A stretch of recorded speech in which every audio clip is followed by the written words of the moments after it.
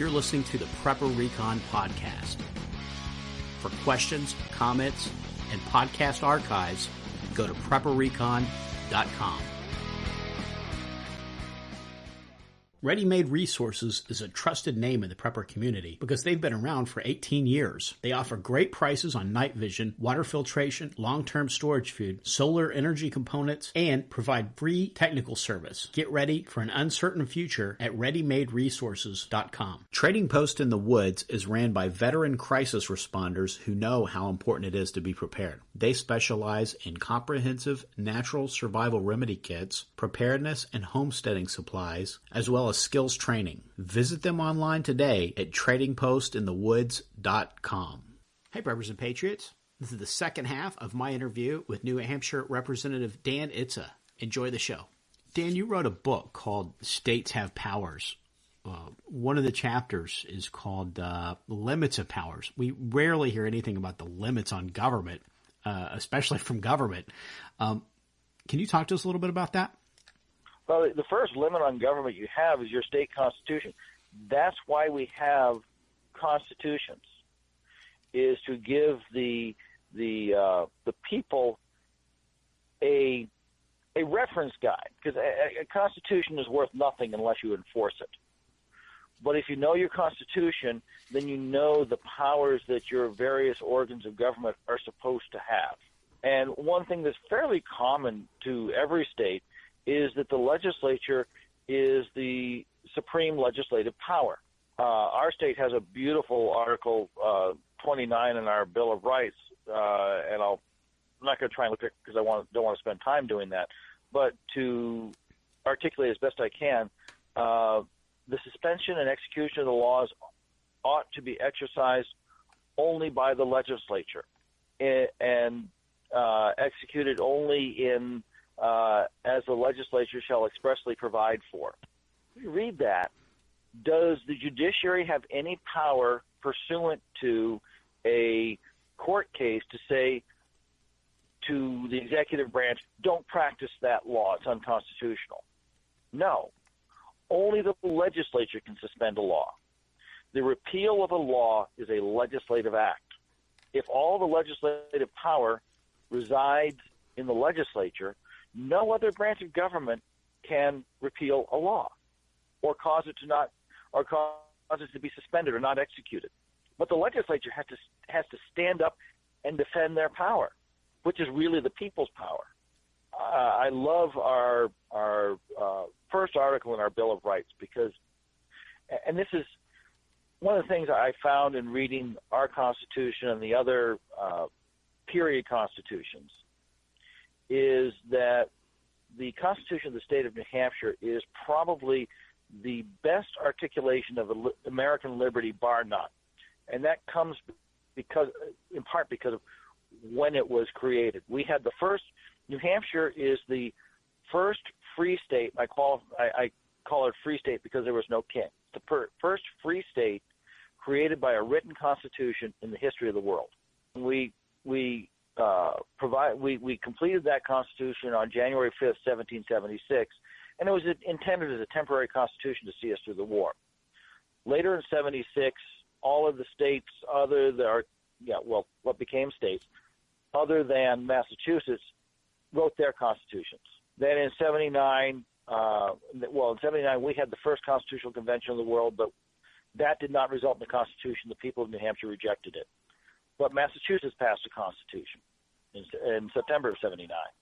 When we finally get to our Constitution proposed in 1783 and then ratified by the people in 1784, we were looking back at all of the other state constitutions, and we cherry-picked the best out of each one.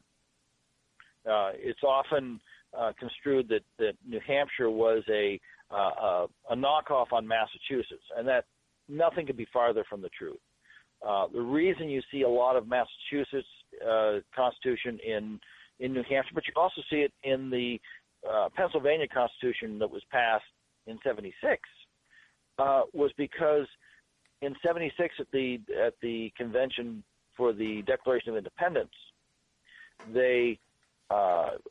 Adams was asked to write a blueprint for state constitutions, and he did so. And Pennsylvania, Maryland, and a couple of the others of that period are based upon what he wrote. Well, then when he went to write the Massachusetts Constitution, of course it looked like what he had written in 76. And then, but we went back and cherry-picked out of all the other constitutions. Our Article 10 looks like the Maryland equivalent, not the Massachusetts equivalent. But we have as our Article 1 something that exists in no other state constitution. And as far as I know, no other constitution in the world. All men are born equally free and independent, which is a reference to our state of nature. Therefore, all government of right, that's all legitimate government, originates in the people, is founded in consent, and instituted for the general good. And that is as perfect a paraphrase of the last of Locke's Chapter 9, The Ends of Government, the purpose of government. And what he's saying is, because we all, as much as we approximate the state of nature, we all approximate that state of nature at birth equally. We are all equally free and independent. And in our state of nature, if we truly had one, each and every man has complete legislative, executive, and judicial authority within his sphere, within his property. But when we enter into a state of society, we surrender up some of those powers to that government that we create for the purpose of having them created better. If we're just living in our state of nature, my neighbor and I might not agree on particular laws that we imagine to ourselves, and so we'd have controversy there. If my neighbor comes and violates my law, he may not agree that I violated my law. And when I go to apprehend him for violating my law, he might fight back and I might get killed. So we surrender up those powers to hopefully a impartial government that administrates the laws that we allow our legislature to make. We surrender up to our legislature a certain level of lawmaking power, and we agree that we will submit ourselves to those laws that are created in our name, and we have an impartial executive who's going to execute those laws and an impartial judiciary who's going to adjudicate whether or not those laws have actually been violated. Well, when we do that, okay, so the powers of government has no power that does not first reside in the individual. We've delegated it to them. It's founded in consent because we are all born equally free and independent. No one can be put under the governance of another but by his own consent. And it's instituted for the general good. And this is a paraphrase of Locke, but it's pretty verbatim.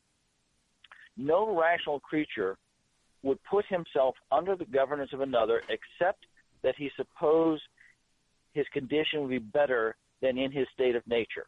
Therefore, the power of the legislature can extend no further than the general good, which in reverse defines the general good. The general good is that no law can leave any member of the community in no worse condition than if there were no law and no government. That general good, Locke actually refers to it as the common good. Our Article 1 refers to it as a general good. Article 10 refers to it as common benefit, and the Constitution for the United States refers to it as the general welfare. You can see the similar construction in all of them: common, general, good, welfare. But that is the principle, that government can do no harm to your state of nature. Boy, our current the folks on the left certainly have a different translation for general welfare, don't they? They certainly do, but I'm going back to the guy. We all, and this is one of the things that hit me. Actually, it was last summer. I'd read Locke in the winter of 14-15, and then I guess it was in the summer of 15. July, so it's been rattling around in my gray matter for 6 months, and all of a sudden I looked at Article 1, and all of a sudden it hit me. that this is what this means, and we all wonder what does the general welfare mean. Locke defined it, and all of our governments are based on Locke. We're very fortunate in New Hampshire that we have this. That Article 1 is such a fine paraphrase of Locke's ends of government, but which identifies our Constitution as a Lockean social contract, and therefore brings in the totality of Locke's second treatise on government as a reference document as to what our Constitution means, unless it says something specifically different. But when you then understand what Locke meant by what he called the common good, or these other phrases that are equivalent, the whole paradigm of government changes. That one sentence for New Hampshire, that's the whole Constitution. All the other articles in our Bill of Rights become expository on that first article, and then the form of government is expository on the Bill of Rights. Those 27 words define American government. You've got another chapter in your book, States Have Powers, called Unauthorized Federal Officers. Can you give us a quick synopsis of that chapter and give us some examples of unauthorized federal officers? An unauthorized federal officer, the Constitution for the United States is very specific. It gives Congress the power to create offices. The president has no power to create an office and pay for that office out of the federal treasury. So the question would have to ask yourself, and this goes for President Trump as well. Okay, is the president's senior advisor, is that job description, is that job created by Congress? Is there a federal statute that creates that job? Look at all the hangers-on that President Obama has had during. I mean, he had virtually a shadow government for all his cabinet positions. He had another individual who was advising him on the same matters, but was not appointed by Congress, or was not approved by Congress. Were those offices actually authorized by Congress? Where is the money coming from to pay for those individuals? Unless they're volunteering their services or they're paid for by some outside entity, that's an unauthorized federal office. If you read the Constitution for the United States, the president has no power to create positions. Only Congress does. Maybe as simple as saying, okay, we're going to have a Secretary of State, and that's approved, and that person is approved by the Senate, and so many undersecretaries, and they're approved by the Senate. And then there's 150 underlings, whatever their titles are, and an ambassador to 200 ambassadors to foreign nations, and those people are just approved by the Department of Secretary of State, but the offices and the money to provide for them is authorized by Congress. Can you talk to us a little bit about unauthorized means of enactment? And that sounds similar, and also sounds very sinister. Well, think about executive orders. What are the first 11 words of the Constitution? Not the preamble, but the first 11 words of the Constitution for the United States. All legislative powers granted herein are vested in a Congress comprised of a House of Representatives and a Senate. Therefore, does any other body have any legislative powers? The answer is no. So can the executive branch, president in particular, create an order that affects the people or the states? Can any judge create or repeal any law that affects the people or the states? The answer is simple. All legislative power granted herein is vested in a Congress.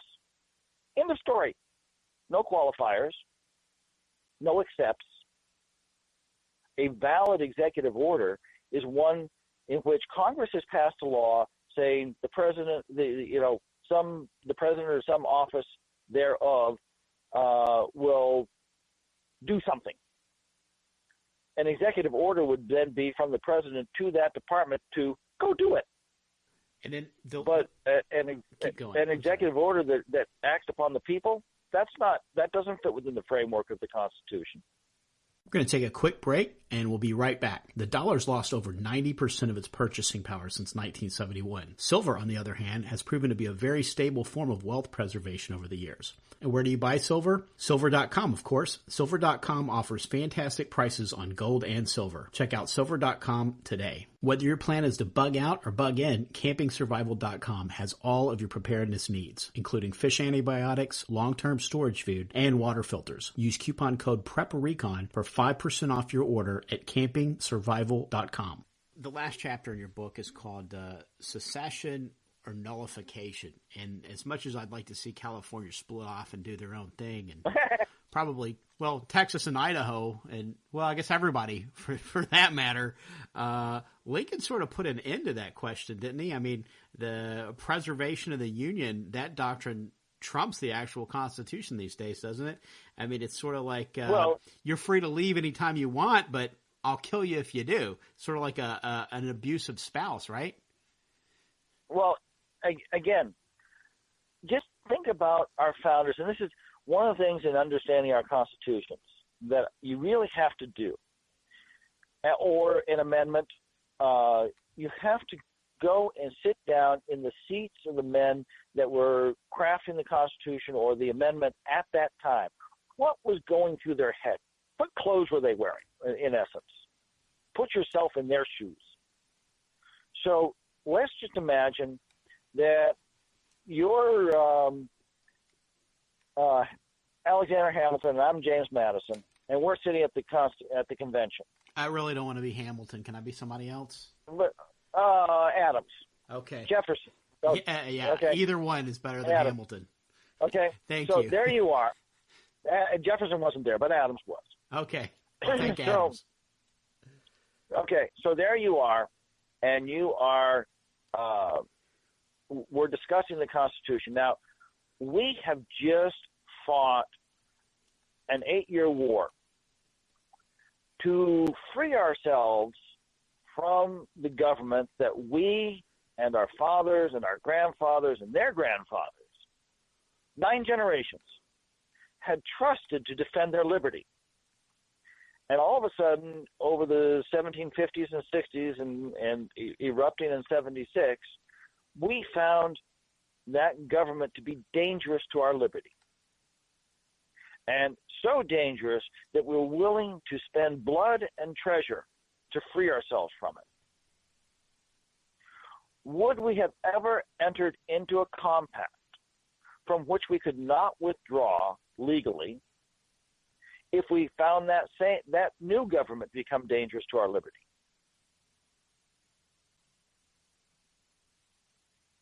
Yeah, absolutely not. Okay, so is the doctrine of not being able to withdraw from the Union a rational doctrine? It's not. Secondly, the thing Lincoln hung his hat on was the phrase perpetual union. The phrase perpetual union, where does it appear? It's in the Articles of Confederation. Those same Articles of Confederation that recognized the sovereign independence of the several states. Now, the Constitution. What does the 10th Amendment to the Constitution say? It says the states have rights for everything that's not specifically granted to. No. Powers. First of all, and this is this typo is not the right word, but this is a misquote in my book, because when I repeated the Ninth Amendment, I used the word powers, not rights. Ninth Amendment deals with rights. 10th Amendment deals with powers. Powers not granted to the government of the United States, not delegated to the United States by the Constitution, nor prohibited by it to the states, are reserved to the people or the states, or the states or the people respectively. Does the word secession or withdrawal appear anywhere in the Constitution? The answer is no. Therefore, there is specific control given over admitting states to the Union. There is not one word or phrase or peep uttered about states withdrawing from the Union. Therefore, where does that power lie? With the states. Correct. Okay. End of story. The unfortunate thing with the conclusion of the Civil War is that with the repatriation of the first Confederate under the government of the United States at the point of a gun, government by consent of the governed vanished from the face of the earth. Yeah, we went back to might makes right. Yes. I mean, this is coming from a Yankee, okay? But then, what were the first states? How many of the first 13 states considered secession?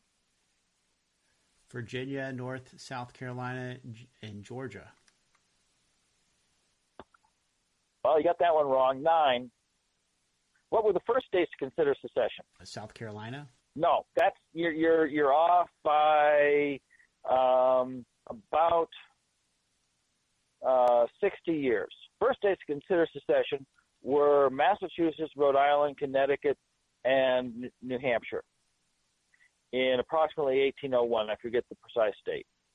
Over Jefferson's prohibition on trading with Great Britain. So how do we get back to this? I mean, is there any hope of getting past this might makes right mentality that we've all succumbed to? Whether it's because it's been proven that we can't physically win the fight, and might in that aspect it's more powerful. So it's sort of it's not right, but what are you going to do about it? So how do we get past that? What can we get back? What can we do to get back to the Constitution and the original intent? Well, people first of all, people have to become aware of the Constitution. That's why I wrote the book. I mean, you have to really become aware of how the founding fathers viewed the states. In the last chapter, there's a great quote from a letter from the legislature of New Hampshire to then President Jefferson. And it's important because you have to realize the sanitation that occurs during the legislative process. If you read the Kentucky resolutions from 1798, and if you read the draft versions that were identical and very strident, say 2 or 3 pages, from Kentucky and Virginia, and then you read the legislative product that came out of each state. One, they're both distilled down to about a paragraph, and each one picked up different points. Each legislature picked up different points that they chose to champion. If you look at the end result, the actual Kentucky and Virginia resolutions, you would never guess that they were proceeded from the same draft. And they were so watered down as to be only one step short of namby-pamby. So when you read this letter from the legislature of New Hampshire to President Jefferson, the phraseology, and I don't have the book open in front of me, but they state to President Jefferson that the only thing that binds the sovereign and independent states together, the legislatures of and that's important, the legislatures of the independent states together with the National Council is a unanimity of purpose. And that's a paraphrase because I'm not reading it. But the point is that there were no binding ties. There were no shackles that kept us together. It was common purpose that kept us together.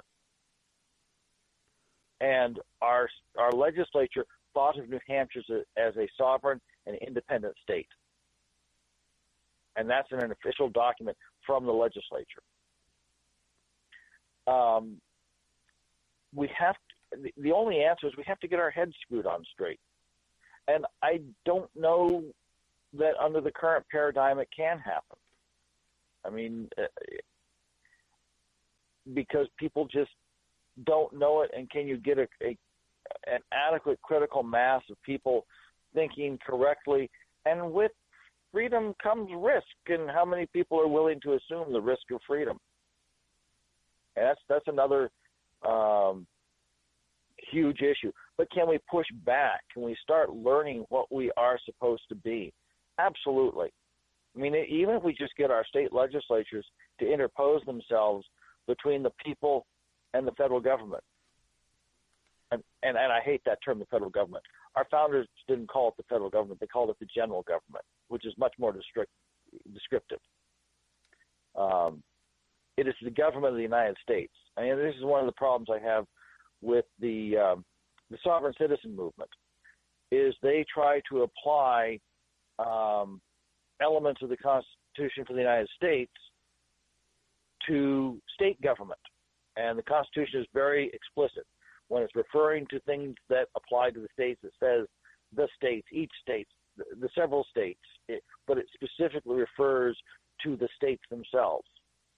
When it uses the phrase United States, that's that group down in Washington, D.C., and the buildings they occupy in the states. It's not the states themselves. Just little subtle things. Our founders were wordsmiths, and they tried to make every word count. You will see the constitutions of the states are the constitutions of the state of New Hampshire, for instance. We are self-constituted. We, the people, constituted the state of New Hampshire. The United States is the Constitution for the United States, because the United States did not create itself. It was created by the states and the people of the states. Dan, you've given us a lot of really, really good stuff to think about. I'd say you said it very well in getting educated and trying to help to share that knowledge, and that's the first step in trying to push back. And I think your book is probably an excellent tool for doing that. If you want to tell everybody one more time the full title of your book and where they can go to find it. Well, it's available on Amazon. That's the short answer. The title of the book is long. States have powers. The powers of the people. Use them or lose them. Very, very well. Because just like any, excellently titled. if you let things atrophy, they wither and die. One of the things I find astounding in some of the and I want you to understand, and I want the people to know it. I told you my youngest son is severely disabled, right. And beginning he's quadriplegic, he can't articulate, but he's intelligent. So beginning, probably a year ago, I started reading to him some of these apocalyptic books, if you want, for a general category. I started with William Fortune's book, and then I read the A American series to him, and I read the kind of interleaving because of getting the books. I read him. I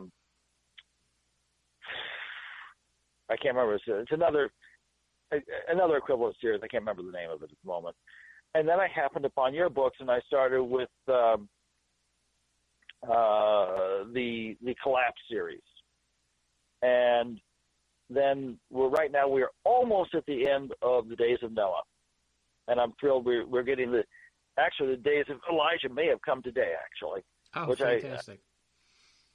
I perceive to be a continuation of the Days of the exit. First, start with the exit strategy. One of the things I find absolutely astoundingly compelling is in all of these books there is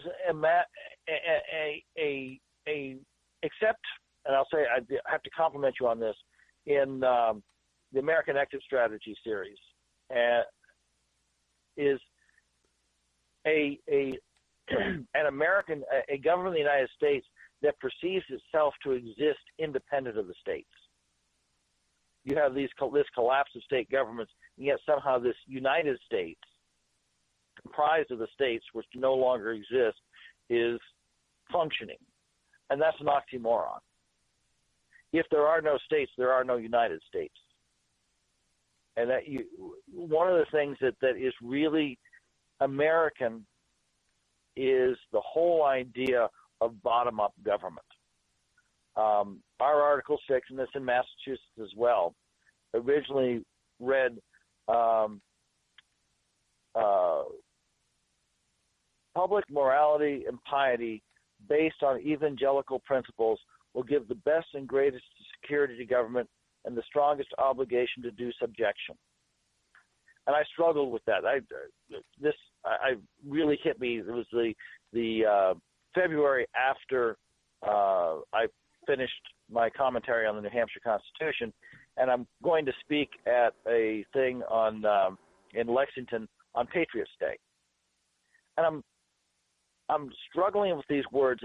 Article 6 is buried in all these things like our state sovereignty and natural rights, and Article 10, which is our obligation to revolution. How do you have this article which talks about the best and greatest security government and the strongest obligation to do subjection in the middle of all this? What's the subjection? And what are evangelical principles? So I contemplated this for a while, and my pastor just gave me a copy of the Geneva Bible. I'm sitting there thinking, and I said, well, I grew up in a congregational church. My wife grew up in the Catholic Church. What's the biggest difference between those two? Well, in the congregational church, the congregation appoints their pastor. And in the Roman Catholic Church and the Episcopal Church, Church of England, all those, the pastor is appointed by the church top down. And I suddenly realized that evangelical principles was not a religious statement as much as it was a statement of bottom-up government, church and civil. And the acknowledgement of that, okay, evangelical principles will give the best and greatest security government and the strongest obligation to do subjection. That subjection is of those in government to the governed and of all of us to God. And members of government aware of that subjection will not make or execute laws that will give the people cause to rebel. And so government is secure. The whole principle of American government is bottom-up government. That's why the whole idea of warlords is antithetical to government. That the principle of the militias is not self-organized groups of guys running around in the woods. It is of the military element being subject to the civilian government, which is itself appointed by the people, and that militia is comprised of the whole body of the people, a grand circle. Very, very excellent thoughts. And once again, it's a lot of great stuff for us to think about. I definitely hope folks are going to pick up your States Have Powers books, and I'm sure if they just put that in the search title on Amazon with Dan, it's going to pop right up, and get that, read it, and then pass it along to a friend, and that's how we start to educate folks and to bring folks back to the original intent, and even if the whole thing does fall apart, at least we'll know what the building blocks were to get back to that point. So Dan, thanks again for making time for us today, and hopefully we'll get you back on the show. And thank you for your patriotism and for your dedication and your work towards keeping us accountable and bringing us back to a constitutional government. Well, thank you for the opportunity, and I look forward to a blossoming friendship between us. In A Haunt for Jackals by best-selling author Mark Goodwin, Danny Walker's survival retreat has been devastated by violence since the detonation of the EMP. Regent Slusher's designs on absolute power have already brought him to Danny's doorstep once, leaving a trail of blood and heartbreak in his wake. Another conflict with a malicious dictator will spell certain death for the remaining members of the compound. Danny's only hope is to infiltrate Schlusher's camp and bring him down from the inside. It's a risky proposition. If he is caught, he'll be executed as a spy, but there is no other alternative. In this epic struggle between good and evil, Danny's mettle will be tested, his faith will be tried, and he'll have to dig deep for the courage to continue. Buy your copy of A Haunt for Jackals, Book 3 of 7 Cows, Ugly and Gaunt, in paperback, Kindle, or audio edition from Amazon.com today.